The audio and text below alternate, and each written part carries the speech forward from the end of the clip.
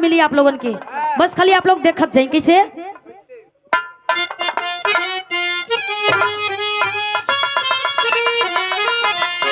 वाह अरे अगर तेरी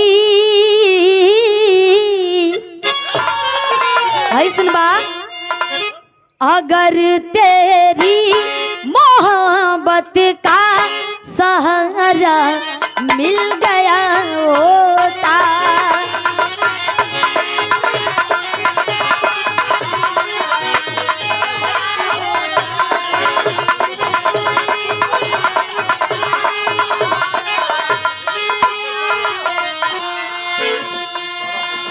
अगर तेरी मोहब्बत का सहारा मिल गया होता,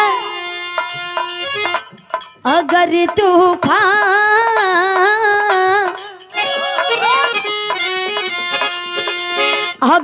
तूफान नहीं आता किनारा मिल गया होता।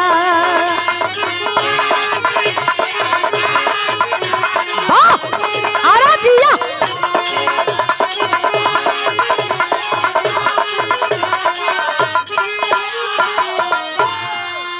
अगर तेरी मोहब्बत का सहारा मिल गया होता, अगर तूफान नहीं आता किनारा मिल गया होता। लेकिन नहीं भाव है कभी जी दर्शावत मन बड़ी सुंदर बड़ी मार्मिक है। भैया भैया हम समझा तही रुका सबर करा आवा भैया आवा कैसे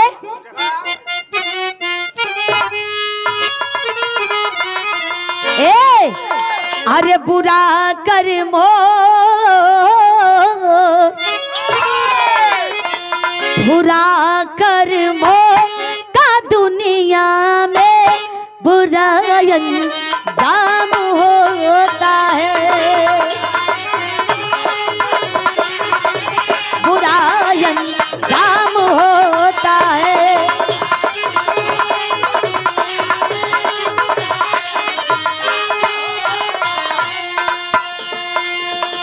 बुरा कर्मों का दुनिया में बुरा अंजाम होता है,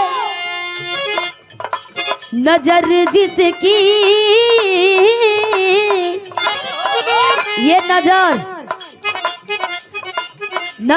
जिसकी गलत होती वही बदनाम होता है, गलत होती वही बदनाम होता है।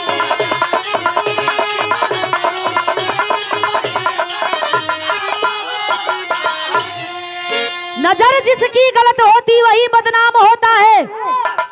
आदमी कुछ बोल के ना जबान से ना बोल के नजर से बोल जाला।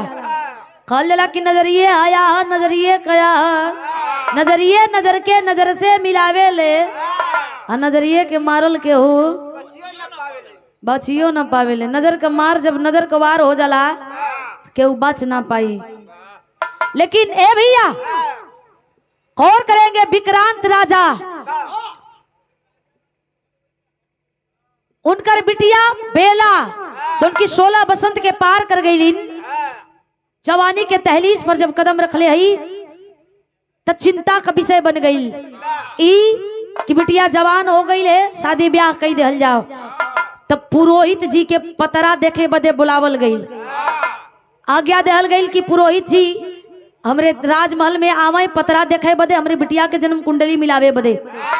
पुरोहित जी अइलन जन्म कुंडली मिलावे बदे। बेला इतनी सुंदर हिया कि ओकरे सुगराई पर कुदरत भी बिहस के झूमत हो, जे देखे एक टक देखते रह जाए। बेला के सुगराई सुंदरता के देख के पुरोहित जी अइलन, देखलन सामने हूर का परी खड़ा बिया, एगो पैर आगे बा एगो पैर पीछे बा, यानी भीतर बाहर। दरवाजा के लांघल चाहतरन तब तक से नजर पड़ गई वही बेला पर। तो जब नजर पड़ गई तही तनी शांति रहे भैया। हई बड़ी रंगीन गीत लगल, देखा पिंटू भैया तोहरे लायक लगल है। कैसे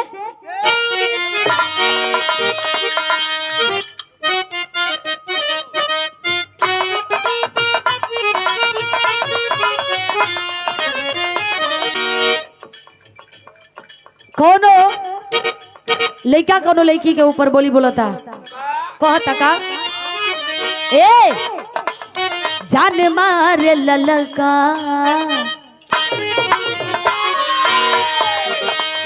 जान मारे ललका लहंगवा ये गोरी जान मारे ललका लहंगवा ये गोरी जो बना डोलावत ईमान है चलिए मैं अटकल परान रानी तोरे यो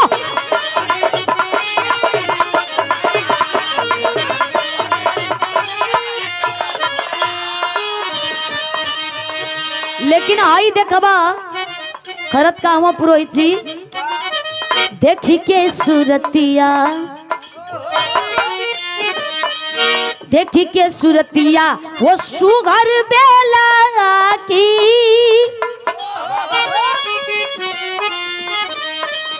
देखी के सूरतिया वो सुघर बेला की धस गई रही में चार है पंडित जी के बदलल ईमान ए बाबू भैया ए बाबू भैया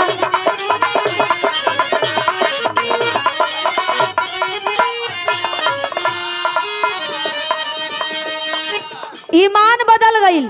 आज जब ईमान बदल गई तब कैलन का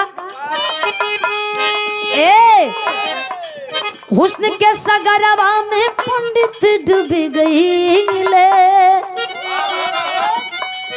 देखी के पराग रस राजा मर गईले घायल चकोर भैले देखी के चकोरी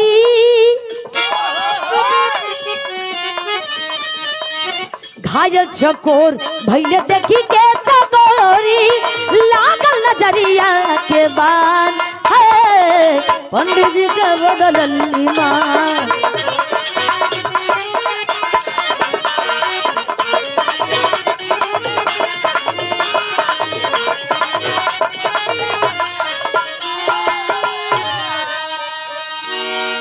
विचारधारा बदल गई। सोचे लगलन कि जितनी हूर का परी हो अगर ये हमें मिल जाई ए बाबू ईमान धर्म विचार बदल गई। लगलन मन में दावे कि हमारा के मिल जाई तो हमार जिंदगी तारन तार हो जाई। कितनी सुअर हो तो भगवान के बनौले हुवन तू कहना अपना के घूस दे के बनवा ला आय खत्म हो गई। बताओ ये तो बड़ी गलत बात बा। लेकिन महल का बिरहा में गीत बदला था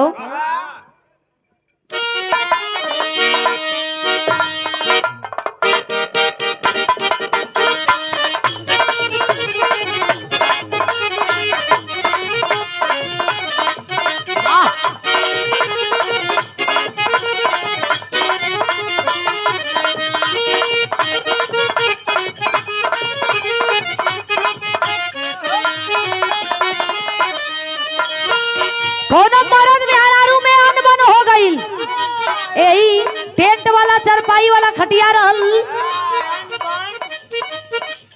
अन बन पागल कहीं का मतलब कहाँ सुनी हो गई लड़ाई झगड़ा हो गए।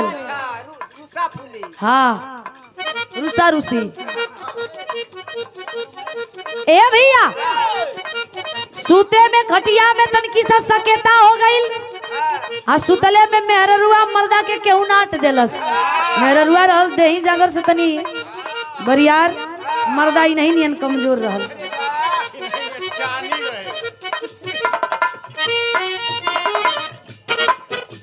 मेहरारू केहू नाट देलस मर्द को आयल हो 2-4-10 दिन ले बोलते नहीं हो।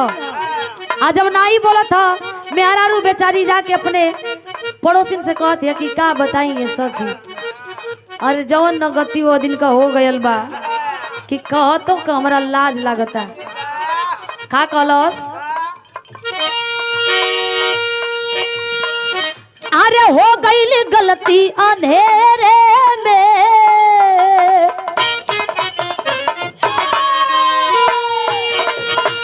हो गई फेरे में।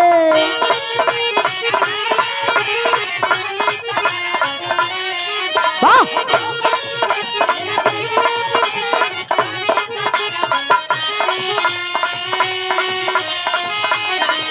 अरे हो गई गलती अंधेरे में तानी सा करवट फेरे में लागल रतिया केहूनी से गई ये सखी अरे ओही दिन से रूसल बाड़े सही ये सखी। किसे देखा पंडित जी पतरा देखा तो एक नजर बेला के एक नजर अपने पतरा पर।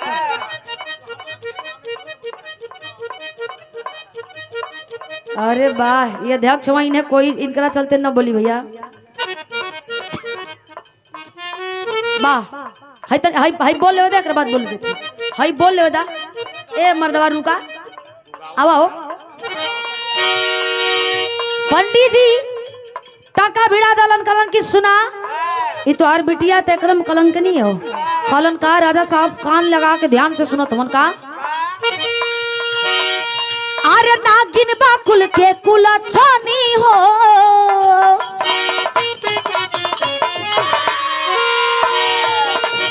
अरे नागिन बाकुल के कुल छानी हो बन के आइल बाई अग्नि हो बन के आइल बाई अग्नि हो। वाह अरे नागिन बकुल के कुलछनी हो बन के आइल बाई अग्नि हो नाश करी राजा राजा धनिया ये राजा अरे तोहरो बिगड़ जाई बनिया ये राजा। वाह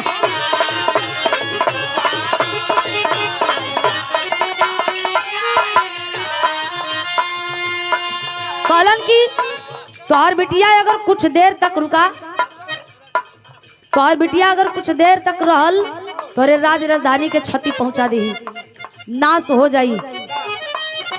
कलन की एकर उपाय का भयल उपाय बतावत हुआ कहे का पंडित जी बतावत हुआ राजा साहब के झड़ल हीरा मोती के मंजूसा बनवाईदा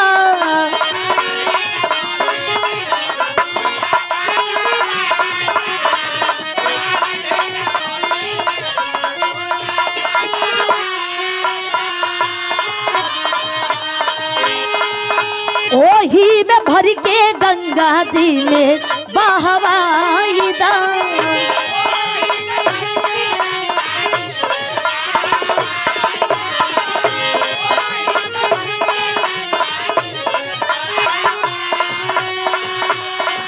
अरे दूर होई जाई परेशानी आए राजा तोहरो बिगड़ जाई कनिया ये राजा।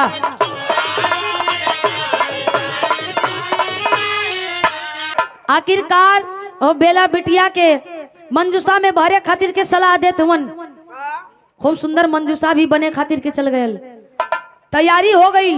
राजा साहब के जहन में यह बात खलत बा कि जब तक बिया तब तक हमारा राजधानी खत्म हो जाई बाँचल रहे कहीं नाश न होके।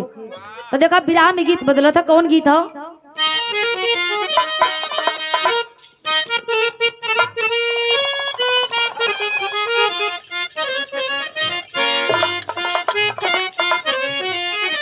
देखा कोनो लड़की के ऊपर कहता कि सुना हई जौन मिलल बा हाथी के जोगा के रखा का कलश। अरे आई हो दादा अरे आई हो दादा लेबू का तुझा अरे आई हो दादा लेबू का तुझा ए जान यापन जलवा दिखा के ए जान यापन जलवा दिखा के।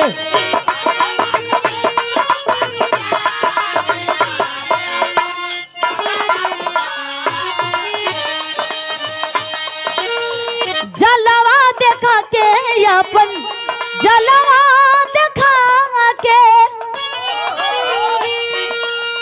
बाड़ू साचो बाड़ू साचो बाड़ू साचो सुपर हिट समान ए जान धन राख ये जगत के। लेकिन भाव मंजूसा में भरे खातिन के मंजूसा तैयार हो रहल बा, लेकिन बेला बिटिया को पता चल गया कि हमारे साथ गलत हो रहा है। रो करके बिलक करके एक बात कह रही है, क्या? अरे काहे तोड़त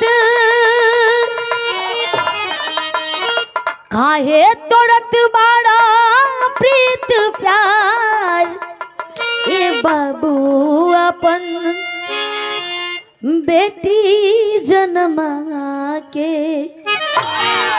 रो के कह रही है कि काहे बाबू ऐसन काहे करत बड़ा, हमरे सत्य ऐसन अनर्थ मत कर बाबू, ऐसे ही करे के रहे तो काहे के दिन दिखौला, बचपन से लेके आज तक हर ख्वाहिश के पूरा कैला, आज हमरे साथे गलत करत हुआ तू। रो करके एक बात और कह रही है, का? अरे बेटी जान माँ के हमके गोदी में खेला के होई गई नी यही मथवा के बार ए बाबू अपन बेटी जन्मा के। कलश की हम बाहर हो गई नी, बोझा हो गई तोरे सर पे, खाए हमरे साथ ऐसा करत हुआ। हमें एगो पंडित जी के काला पर सलाह मार के छिंदे मंजूसा में भर के अपने से दूर कल चाहत हुआ, अपने कलेजा के टुकड़ा के दूर करत हुआ। पापा ऐसा मत कर पापा, ऐसा मत कर, तो ही नुकानी पर घुमौला, ये दुनिया देखौला, इतना दुलार प्यार त्याला के बाद अपने कलेजा के टुकड़ा के अपने से दूर करत हुआ। रो करके बिलक करके एक बात और कह रही है, फरियाद कर रही है। याद करत है बेला का,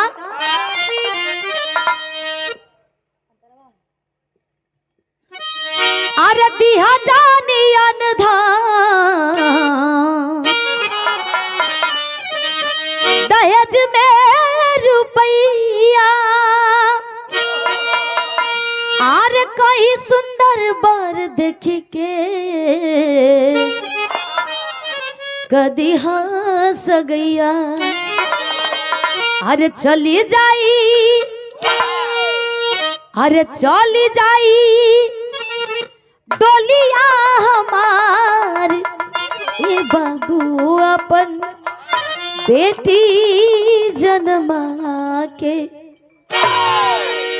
खलस के हमें कुछ ना चाहिए, एगो आनहर लोल लंगड़ कानर देख के हाथ बाय धरा दे बन बाबू, हम चल जाई। खत बे कि हमें कैसनो हाथ बाय धरा देबा, हम चल जाई।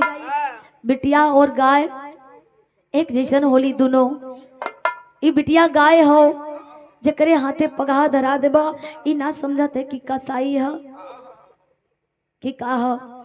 खुशी खुशी चल जाई, लेकिन हमरे साथे ऐसन दुर्व्यवहार मत कर बाबू, ऐसन दुर्व्यवहार मत कर। खरत बा खरत कावन गीत लगत हो।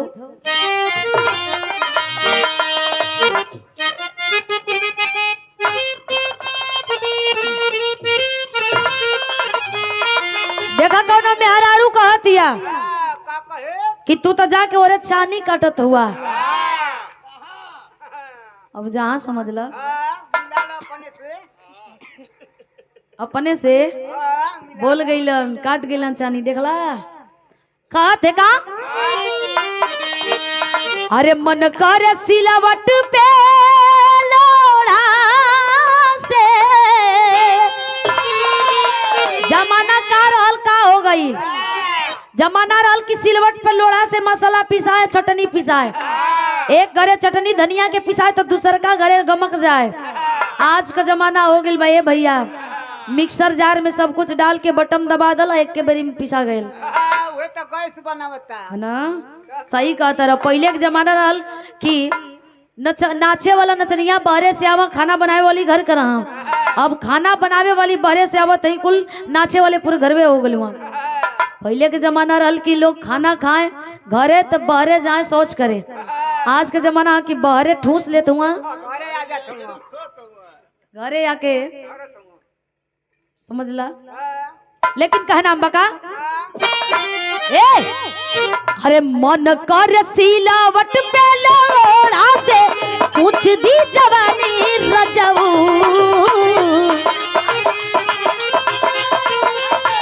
कुछ दी जवानी रजऊ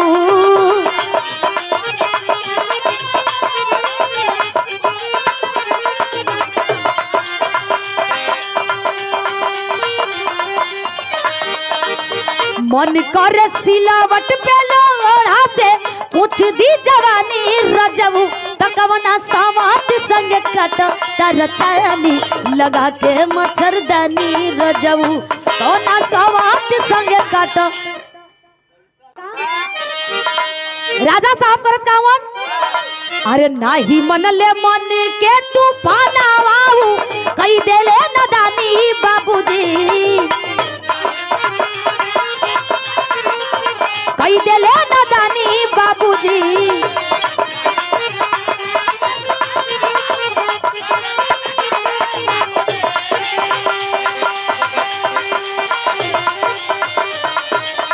नाही मनले मन के तूफान आवाऊ कई देले नदानी बाबूजी तो अपने स्वार्थ में सब कुछ गवाई जहर कैले जिंदगानी बाबूजी।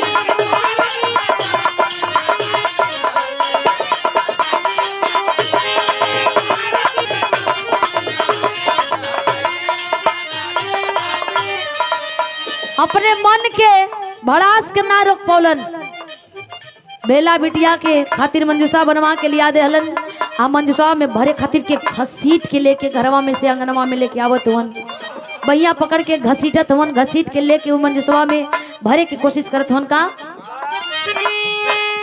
राजा विक्रांत मणि पंडित के बचनिया बेटी के बहाई दियल गंगा जी के पनिया। और पंडित जी सोचत मन का सोचल पंडित का तब सोना चानी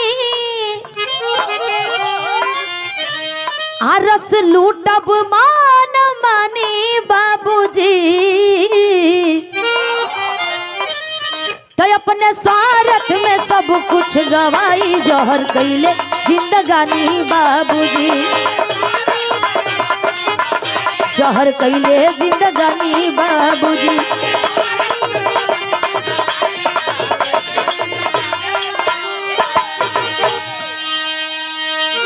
ना रोकलन मन के बड़ास मन के आग के ना रोक पौलन घसीट के बेला बिटिया के वही मंजूसवा में भर दलन आप भर के गंगा नदी में जिंदे बहा दलन।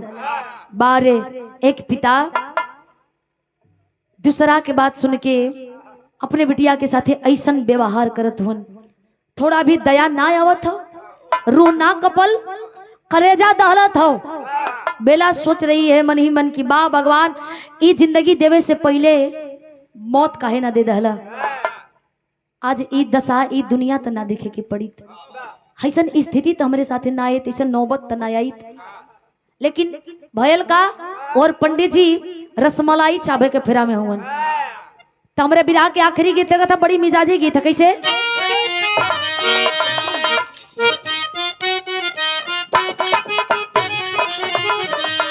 कोनो में हरारू कहतिया अपने मन से धू के बड़ाई करतिया का कहलस तो हरे में बसे राजा हमारो परनवा हो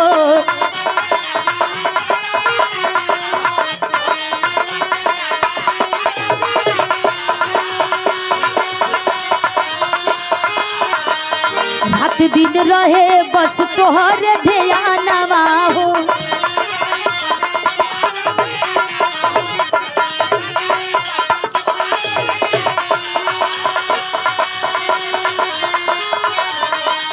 तोहरे में बसे राजा हमारो परनवा हो रात दिन रहे बस तोहर ध्यानवा हो कि मन झूमे नाच गावे जब तोहार के पावे, जब तोहार के पावे।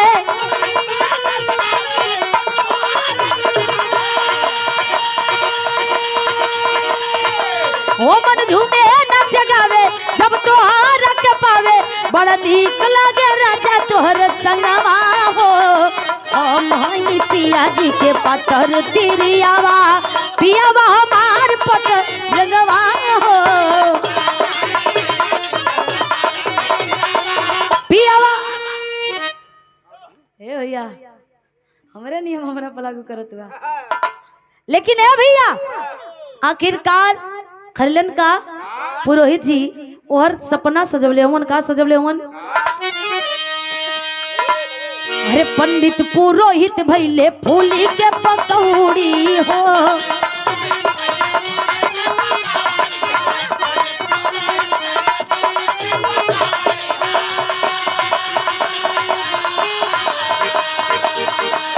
मन भोग मालाई साथे काटब हम कचौड़ी हो।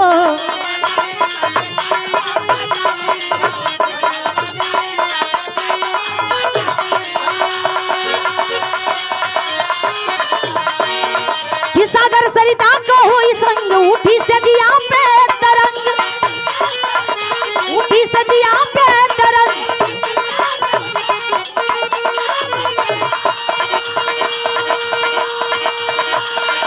सागर सरिता के हुई संग, उठी से दिया पे तरंग। मन बरसी बाहर बनी है रनिया हो, सजल से जरिया पर मौज खूब उड़ाइब, अपन बना के दुल्हनिया हो।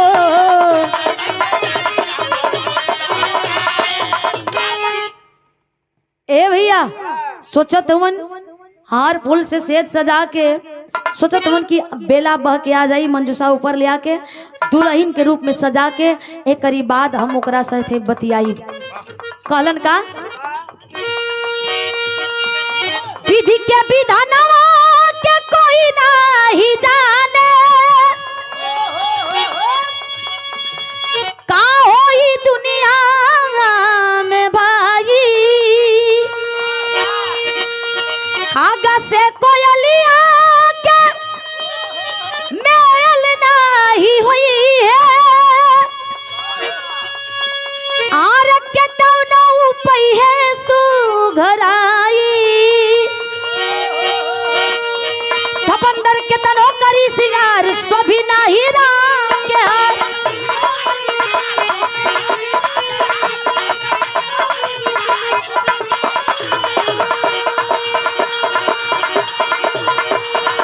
बंदर के तनो करी सिंगार, सोभी नाही राम के हार। मन बरसी बाहर बनी है रनिया हो, सजल से जरिया पर मौज खूब उड़ाइब, अपन बना के दुल्हनिया हो।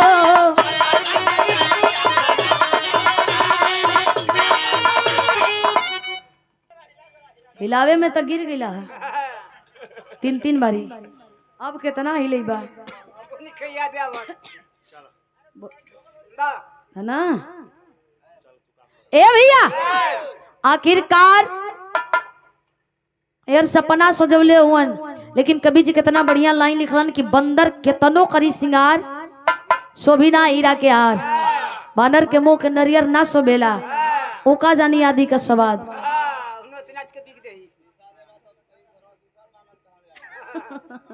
आए तो के पता है का रह दो।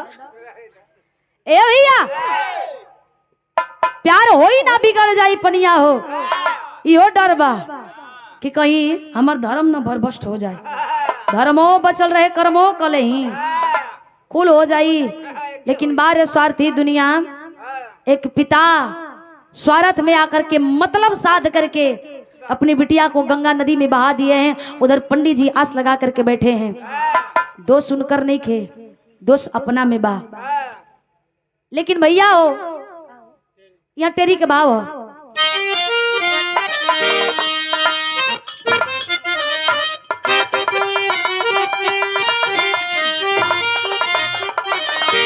पपिहा के नाही मिलल पनिया हो पपिहा के नाही मिलल पनिया तो कामी के हृदय में कोमल कुंज ना खिलल अरे हो खिलल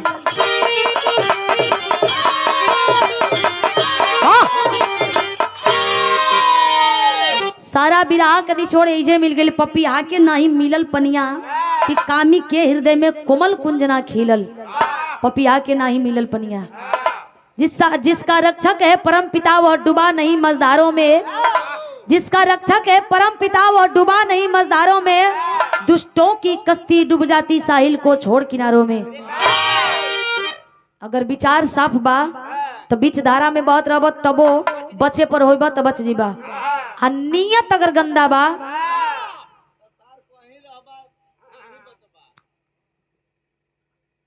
ई तन के मैल धोले से कोनो फायदा ना गंगा नहिले से कोनो फायदा ना हो ई मन के मैल के धोला।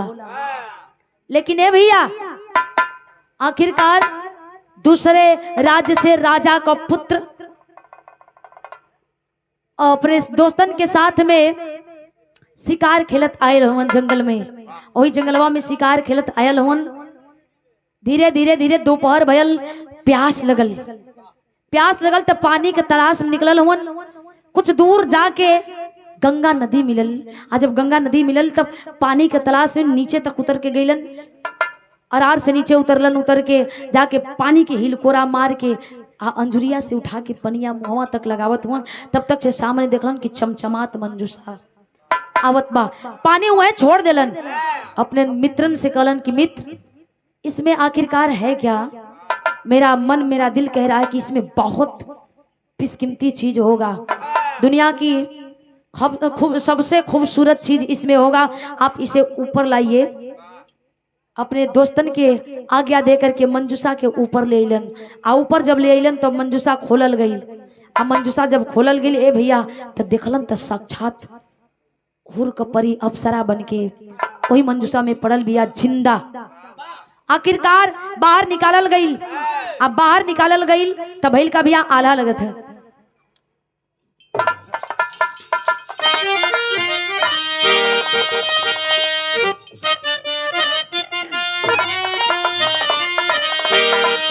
अरे जैसे हो बगिया के अरे जैसे हो बगिया के अरे बसंत मिली जाला भैया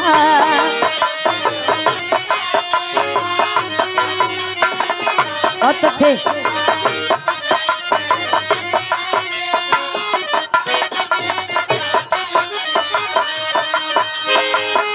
मुरझाइल फूलावा भरेला मुस्कान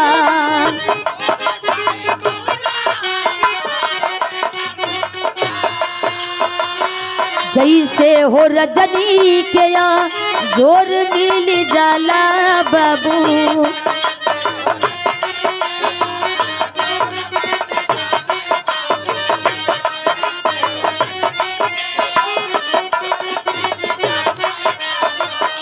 हंसले चननिया खिली जाला आसमान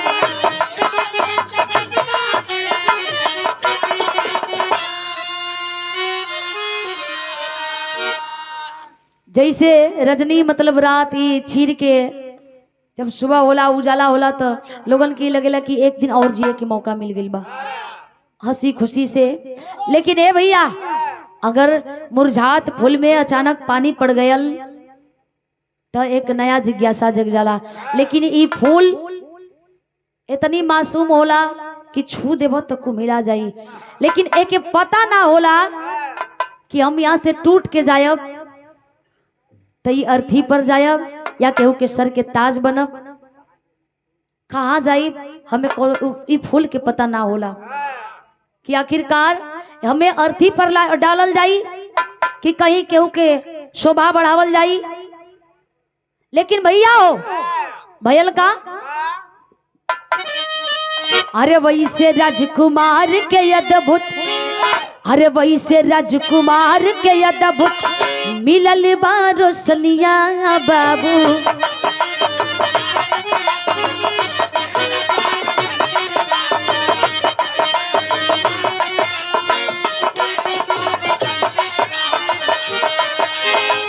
देखी के सुरातिया हो गईले हो हैरान।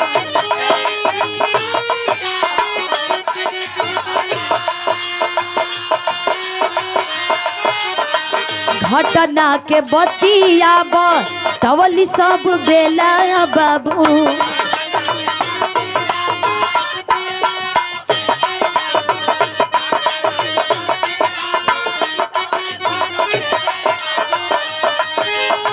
बाबू ऐसन कैले सुन के पंडित के बयान।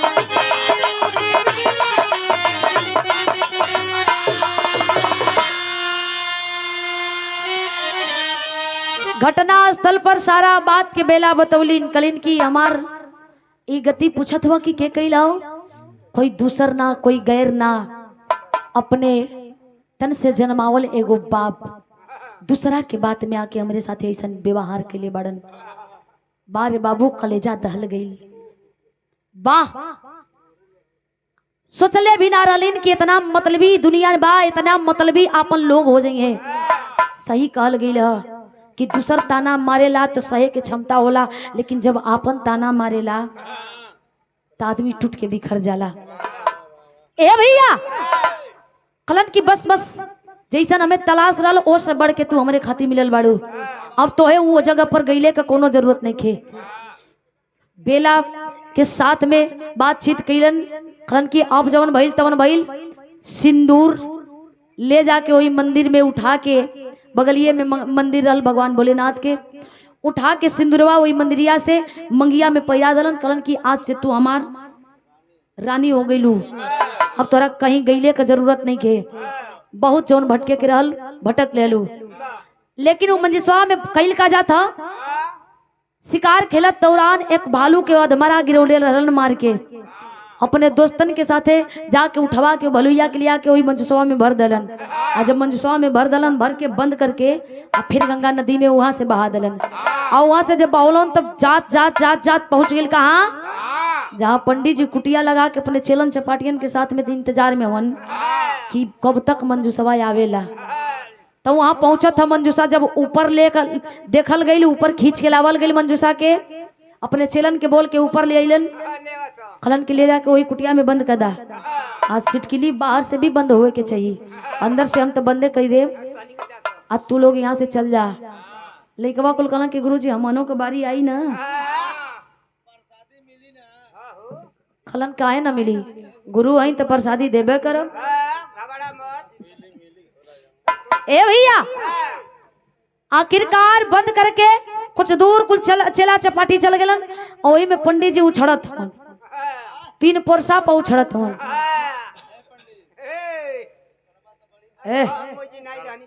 तिवारी जी रहुआ अपना पर मत ले, हम उछड़त हन पंडित जी वही में पूरा 4 पोरसा पर। खलन केने से खोली, केने से खोली, केने से खोली, धीरे धीरे अब हाथ बढ़ावत बढ़ावत और मंजुसवा के खोल देलन। आज जब मंजुसवा के खोलन तो भलुइया जवन बेहोश रहल घर में 8 पौलस होश में आ गई। आज जब होश में आ गई तो लगल नोचे, अस नोच देलस, अस नोचलस,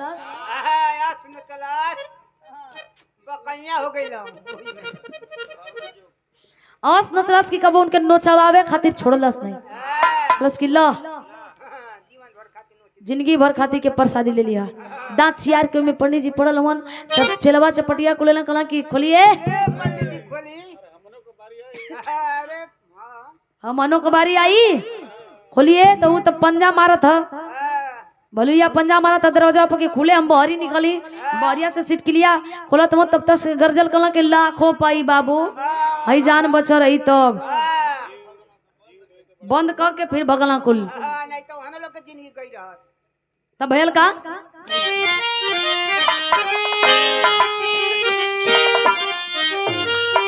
अरे जैसन कर्म करबा इंसान वैसन फल दिए भगवान। तो ऐसन कार जनी ना दनिया ना जीवनिया रही हो।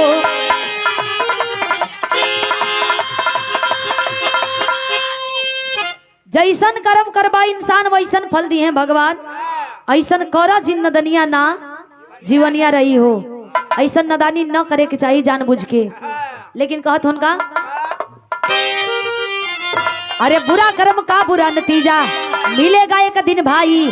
आज सुंदरता के फेरा में पंडित दिहल जान गवाई। तक केहू के लूटा जानी पनिया ना जीवनिया रही हो। तो ऐसन कारा जानी न दनिया ना जीवनिया रही।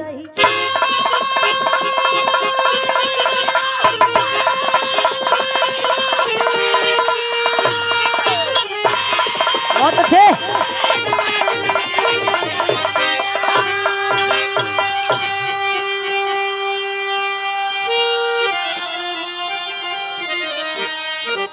सुंदरता के चक्कर में आके खाली यही से कल गई बा कि लोभ लालच बड़ी बेकार है। अपने तक अपन केतनो कानी बिया तो उहे रानी बिया। दूसरा के देख के लालच करबा जिंदगी चल जाए सुंदरता को।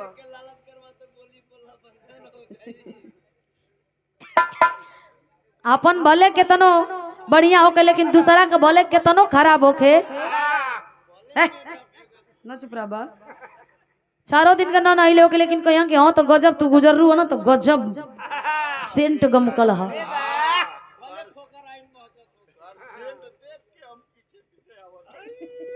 देख के ना सूंगी के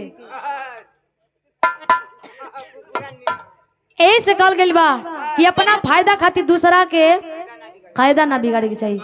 आखिरी भाव बका अरे पत्तू छे भर काशी बुल्लू ये जीवन है अनमोल। अरे काशी बुल्लू रंजीत मनोहर से सब जई डोल। अरे पपिया के नाही मिलल पनिया। अरे भैया पपिया के नाही मिलल पनिया। रबीना कभी जोखन से बिना जगत में हिलल। पपिया के नाही मिलल पनिया।